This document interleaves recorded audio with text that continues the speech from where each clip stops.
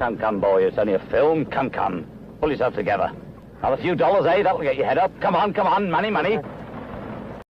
John Lennon remains one of the most celebrated figures in rock history, but his journey wasn't without controversy.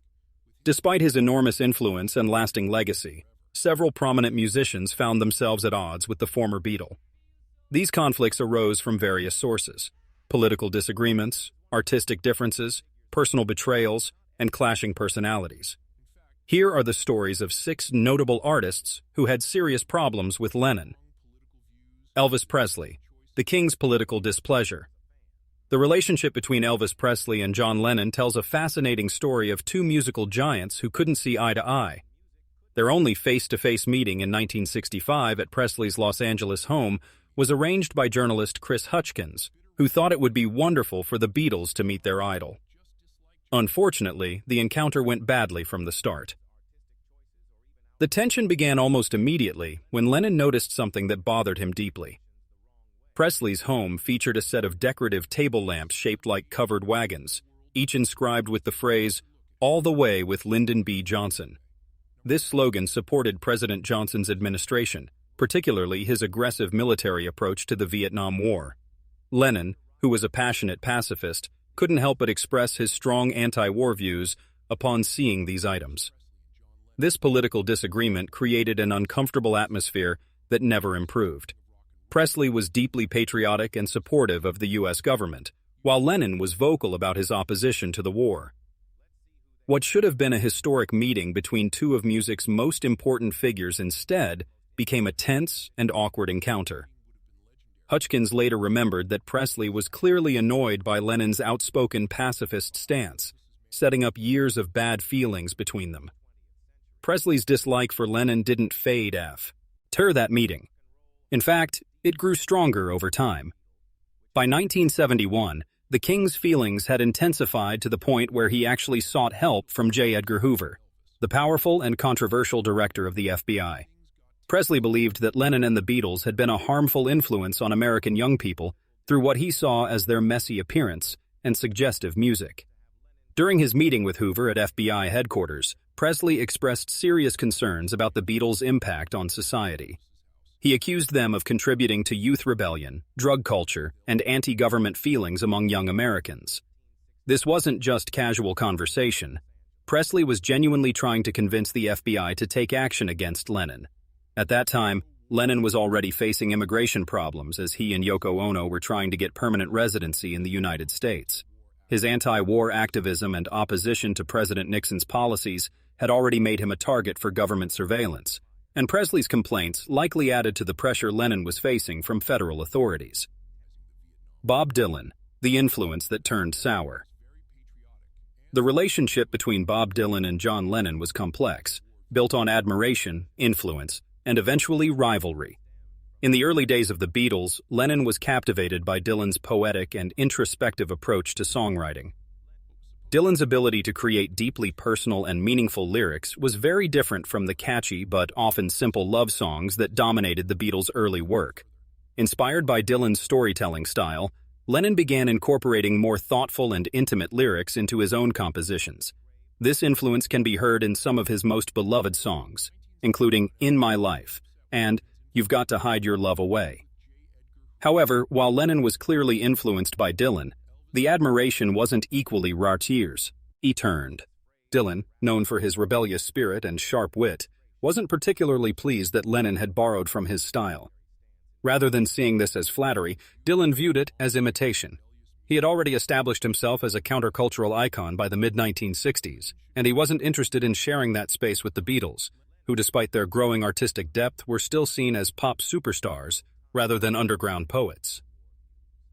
The tension became more obvious in 1965 when the Beatles released Rubber Soul.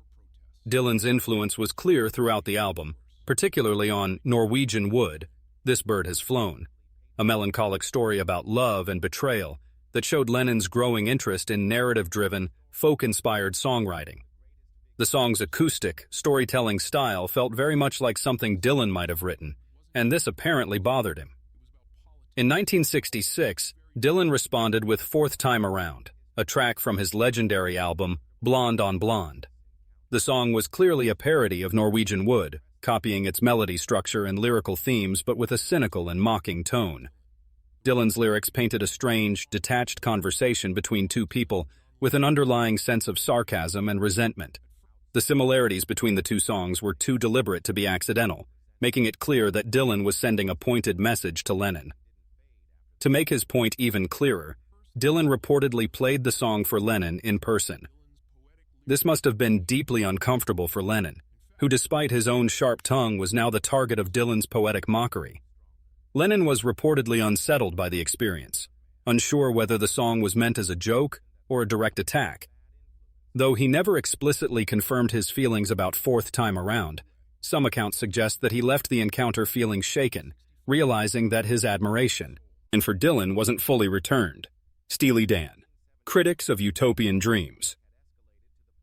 In the early 1970s, John Lennon's song Imagine became one of the most iconic and controversial songs of its time. While many praised it as an anthem for peace and unity, it also drew sharp criticism from those who viewed its utopian vision as naive or impractical. Among the critics were Steely Dan, the sharp-tongued, jazz-influenced rock duo of Donald Fagen and Walter Becker. Known for their cynical, almost satirical approach to songwriting, Steely Dan took aim at Lennon's idealism with "Only a Fool Would Say That," a track from their 1972 debut album, Can't Buy a Thrill. At the heart of their critique was the belief that Lennon's campaign for world peace was not only unrealistic, but also disconnected from the struggles of everyday people. While Lennon presented himself as a revolutionary figure, calling for a world without borders, religion, or material wealth, Steely Dan saw a contradiction between his message and his lifestyle. To them, Lennon's calls for a utopian society seemed hollow when coming from a man who lived in a luxurious mansion, played a grand Steinway piano, and enjoyed all the privileges that came with rock star wealth.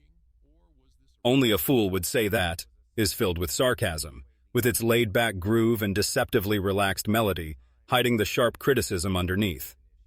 The lyrics suggest that only someone removed from reality, someone living in a world of wealth and comfort, could afford to believe in the kind of dream Lennon was selling. Donald Fagen's smooth vocal delivery reinforces the idea that Lennon's vision was little more than a fantasy that might sound appealing, but would crumble when faced with real-world complexities.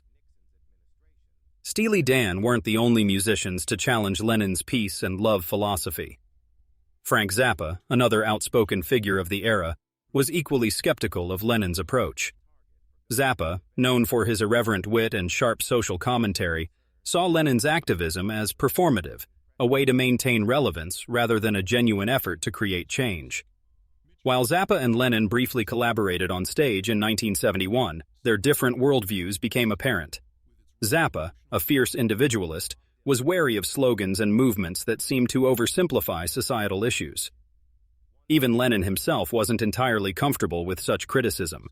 Although Imagine became one of his defining works, he acknowledged its contradictions in interviews.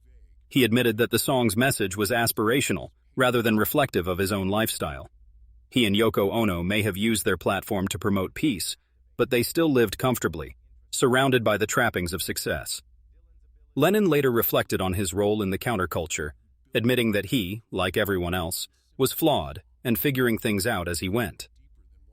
Todd Rundgren, questioning motives. During the early 1970s, Todd Rundgren was enjoying considerable musical success with a string of hits that became essential parts of the era's pop and progressive rock landscape. Songs like Hello, It's Me and I Saw the Light demonstrated his ability to craft infectious melodies and intricate arrangements, earning him a reputation as both a studio wizard and a pop visionary. However, while his songwriting showed clear influences from the Beatles, particularly their later experimental work, Rundgren was not one to shower John Lennon with praise.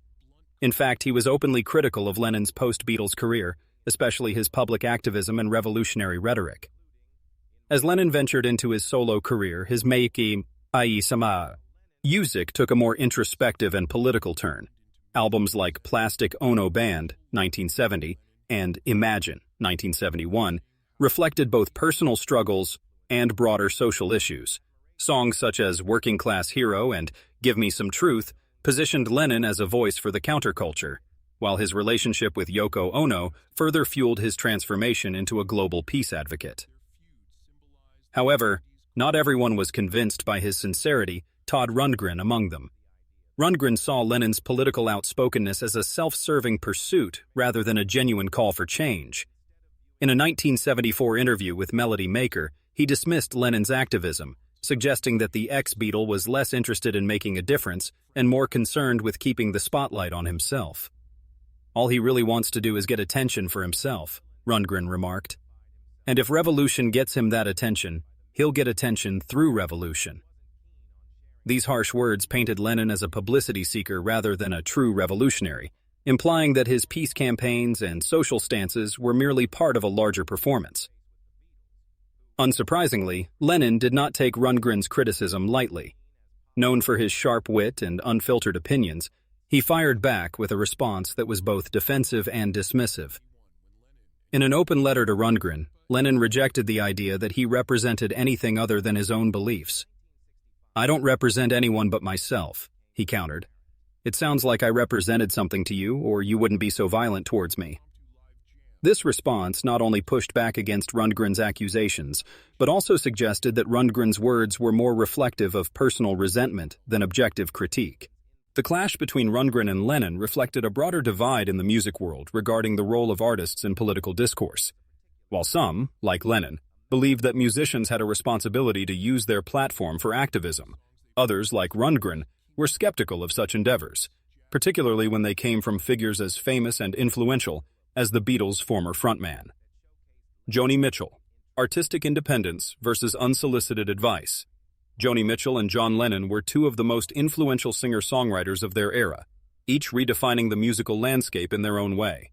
Mitchell, with her deeply introspective and poetic lyricism, became a folk icon, while Lennon, both as a Beatle and a solo artist, was a defining voice of a generation. However, despite their shared status as musical pioneers, the two didn't see eye to eye. Their encounters were marked by tension, and an underlying friction developed between them, fueled in part by Lennon's unsolicited criticism of Mitchell's music. By the early 1970s, Joni Mitchell had established herself as one of the most unique voices in folk and rock. With albums like Ladies of the Canyon, 1970, and Blue, 1971, she redefined what singer-songwriters could achieve, weaving personal, deeply emotional storytelling into her music. Her work on Blue was particularly groundbreaking, offering an unguarded look into heartbreak, personal growth, and the raw complexities of love and loss. It was a record unlike anything that had come before, influencing countless artists across generations. Lennon, on the other hand, had taken a different path post-Beatles. By the time Blue was released, he had already issued Plastic Ono Band, 1970, and Imagine, 1971, both of which showcased his own brand of introspection, one that was often raw and confrontational, but rarely as poetically delicate as Mitchell's work. Though both artists were deeply personal in their music, they approached songwriting in different ways. Mitchell's songs often unfolded like intricate narratives filled with rich imagery and complex emotions, whereas Lennon's writing, particularly in his solo years, was often more direct and slogan-like. Their personalities and artistic philosophies were bound to clash, and when they did cross paths, their impressions of one another were less than flattering. The heart of their feud can be traced to an incident where Lennon offered Mitchell some unsolicited advice on her music, advice she neither asked for nor appreciated. While the specifics of his critique remain unclear, Mitchell deeply resented Lennon's condescension. Given his history of being blunt and sometimes tactless in his opinions, it's likely that his feedback was less than diplomatic. Mitchell, known for her independence and artistic integrity, wasn't one to take criticism lightly, especially from someone who, in her view, didn't fully understand her approach to music. Lennon's sometimes dismissive attitude toward folk artists was well documented. He had at times shown little patience for the introspective nature of singer-songwriters, and his tendency to be outspoken, even cutting, may have further exacerbated the tension between them. Mitchell later expressed her own frustrations with Lennon, and in a rare instance of public criticism, she made it clear that she didn't hold him in the highest regard. While many in the music world idolized Lennon, she saw past the mythology and found him to be flawed, perhaps even hypocritical in some ways. In her eyes, his activism and public persona didn't always align with his actions, and she wasn't afraid to voice that opinion. Frank Zappa, a case of musical theft. Frank Zappa and John Lennon were both trailblazing musicians, yet their brief collaboration in 1971 ended in controversy and disappointment. Zappa, known for his avant-garde approach to rock and his sharp, no-nonsense personality, was highly critical of Lennon, not for his music, but for what he saw as an act of outright theft. Their falling out stemmed from a single night on stage at the Fillmore East, where Lennon and Yoko Ono joined Zappa and his band, the Mothers of Invention, for an impromptu jam session. What should have been a unique and exciting crossover between two iconic artists, instead, turned into a bitter dispute over credit and ownership. The performance took place on June 6, 1971, during one of Zappa's shows at the Fillmore East in New York City.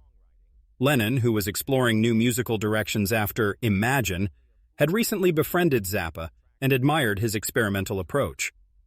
Looking for something fresh and unconventional, Lennon and Ono took the stage with Zappa and his band, joining them in a free-form jam session that included several pieces, one of which was King Kong, a well-established Zappa composition that he had been performing since the late 1960s.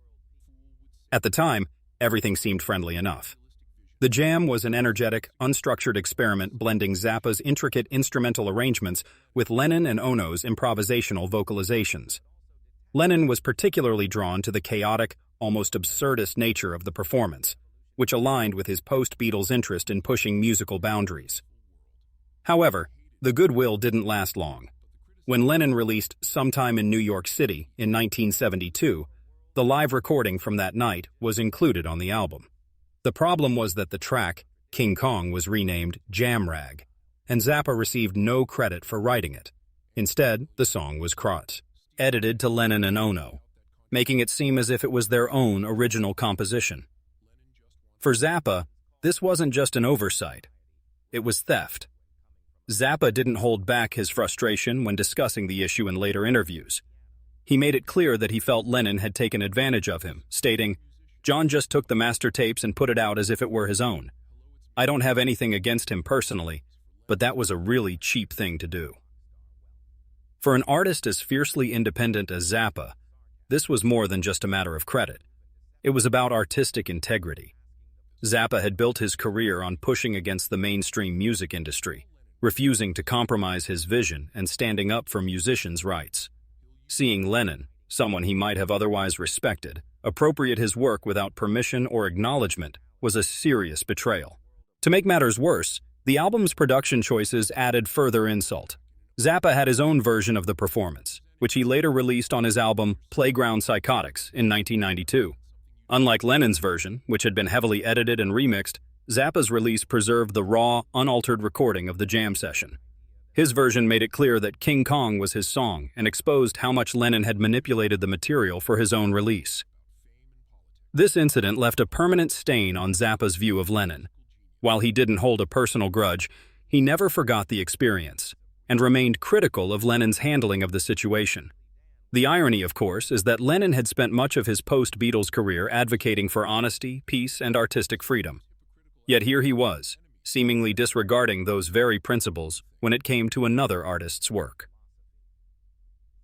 Conclusion. These conflicts reveal a different side of John Lennon than the one often celebrated in popular culture. While his musical contributions and cultural impact remain undeniable, these stories show that he was a complex figure who could be difficult to work with. Whether through political disagreements, artistic rivalries, or personal betrayals, Lennon managed to alienate several of his contemporaries. These feuds remind us that even the most celebrated artists are human, with all the flaws and contradictions that come with that territory.